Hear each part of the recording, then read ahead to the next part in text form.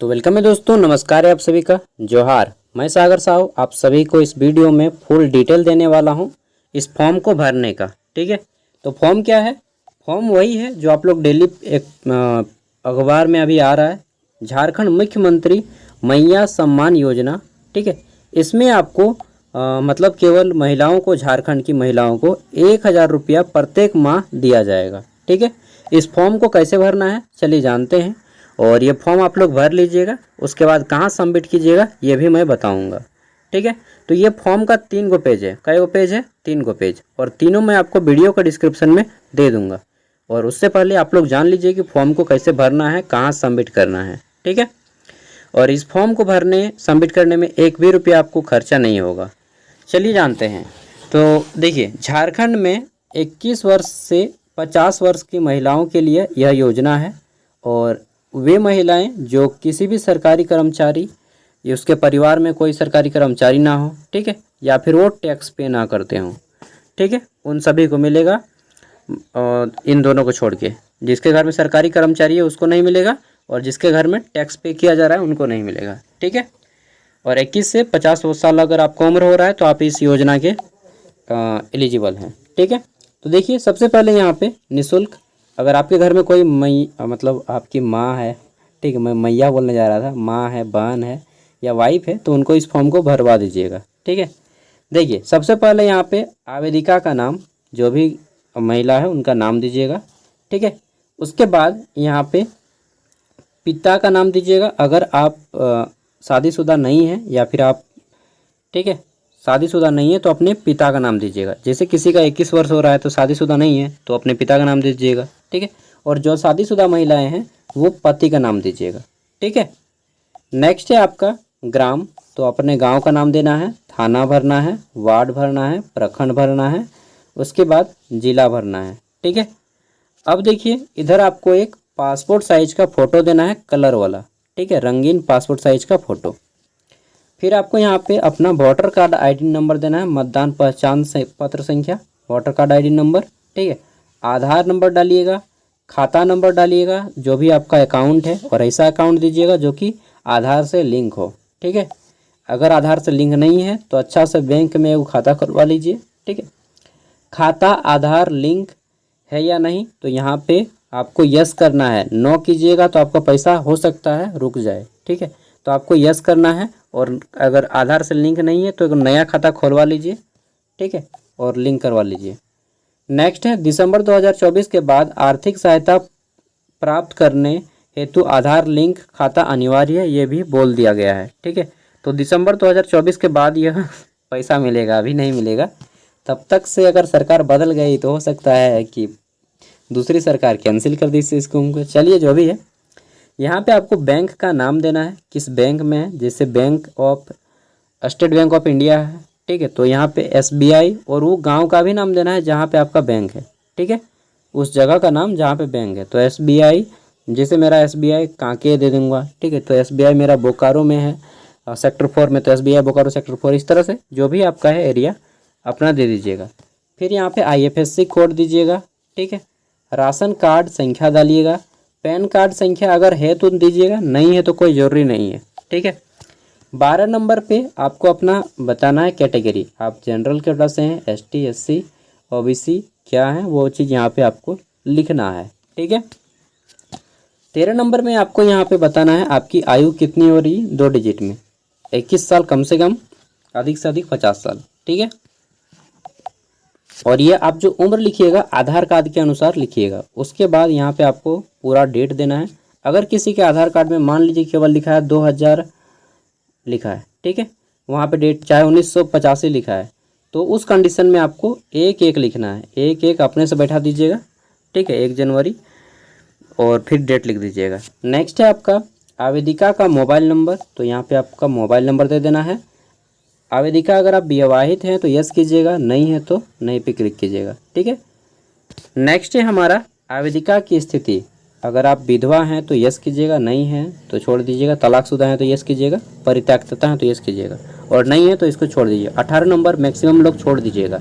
ठीक है, अब देखिए यहाँ पे आपको क्या क्या लगेगा डॉक्यूमेंट्स, तो आधार कार्ड लगेगा। ठीक है, टिक लगाना है आपको इस साइड में, इस साइड टिक लगाना है, ठीक है। ब्लू पेन से भरिएगा इसको या फिर ब्लैक पेन से। खाता संख्या पे टिक लगाइएगा, राशन कार्ड पे टिक लगाइएगा, मतदान संख्या यानी कि वोटर कार्ड, पैन कार्ड और आपका घोषणा पत्र। पैन कार्ड नहीं है फिर भी चल जाएगा, ठीक है। और ये आपको 6 डॉक्यूमेंट्स लगेंगे, 6 में से 5 आपके पास होगा। आधार कार्ड आपके पास है, खाता आपके पास है, राशन कार्ड आपके पास है, मतदान संख्या वोटर आईडी कार्ड आपके पास है, पैन कार्ड किसी के पास हो भी सकता है नहीं भी हो सकता है, जरूरी नहीं है, ठीक है। उसके बाद स्व घोषणा की मूल प्रति। तो चलिए स्व घोषणा अब मैं दिखाऊंगा आपको।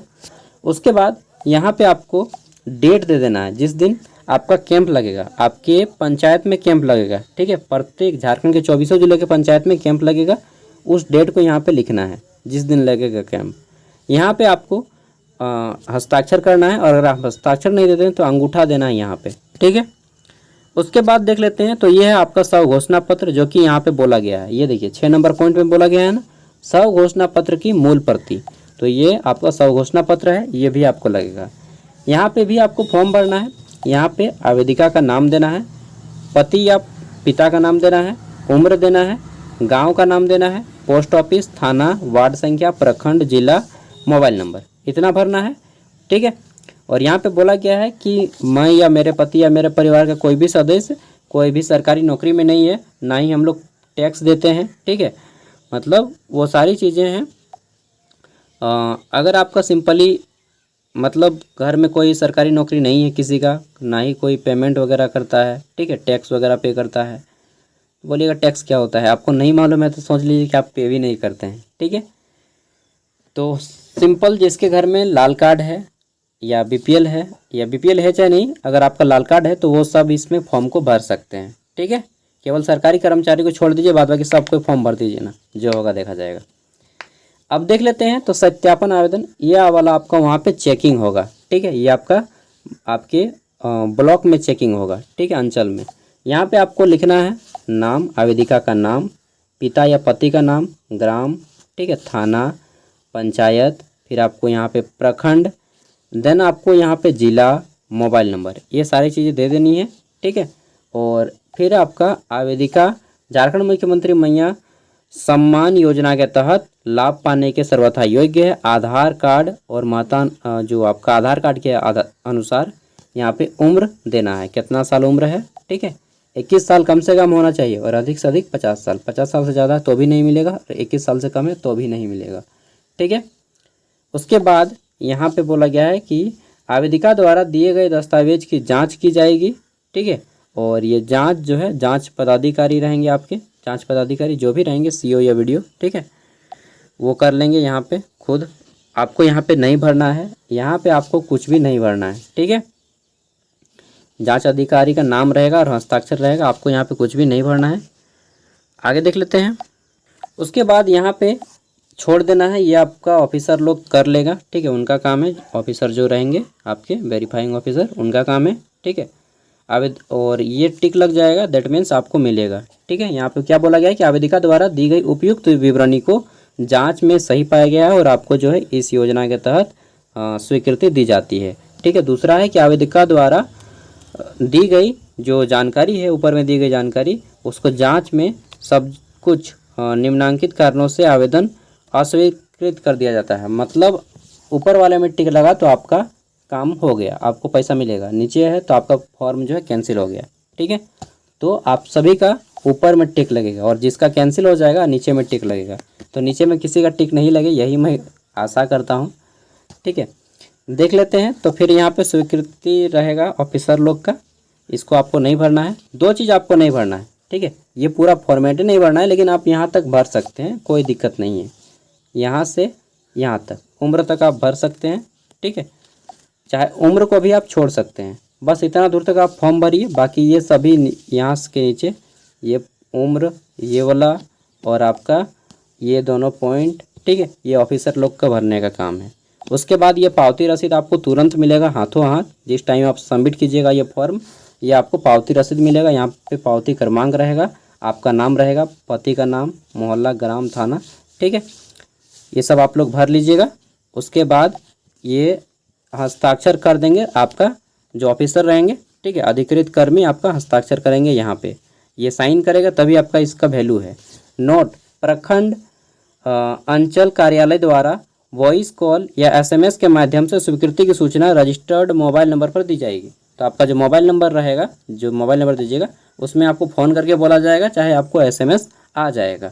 ठीक है, तो ये थे पूरा जानकारी इस योजना के तहत। अब मैं इसका पीडीएफ वीडियो को डिस्क्रिप्शन में दे रहा हूँ, आप सभी इसका डाउनलोड कर लीजिएगा और अपने घर की माँ, बहन या वाइफ जो भी है आपकी, ठीक है, उन तक इस फॉर्म को भरवा दीजिएगा। तो दोस्तों अभी तक जो देख रहे थे मैं ही बोल रहा था, और ये जो आपका प्रत्येक पंचायत, आपका जो पंचायत है वहाँ पे आपका कैंप लगेगा। ठीक है, और ये आपका प्रखंड लेवल के अधिकारी के द्वारा कैंप लगाया जाएगा, हो सकता है डीसी के भी द्वारा लगाया जाए। ठीक है, और ये कैंप एक बार नहीं 7 बार लगेगा। ठीक है, 7 बार लगेगा, उसके बाद ही आपका ये वेरीफाई होगा। मतलब अगर कोई छूट जाएगा तो 7 बार कैंप लगेगा, 7 बार के दौरान आप कभी भी करवा सकते हैं। ठीक है, चलिए फिलहाल इस वीडियो को यहीं पे ऑफ करते हैं, बाय। और इसी तरह से कोई अपडेट आता है तो मैं आपको तुरंत पता कर दूंगा। ठीक है, इन्फॉर्म दे दूंगा।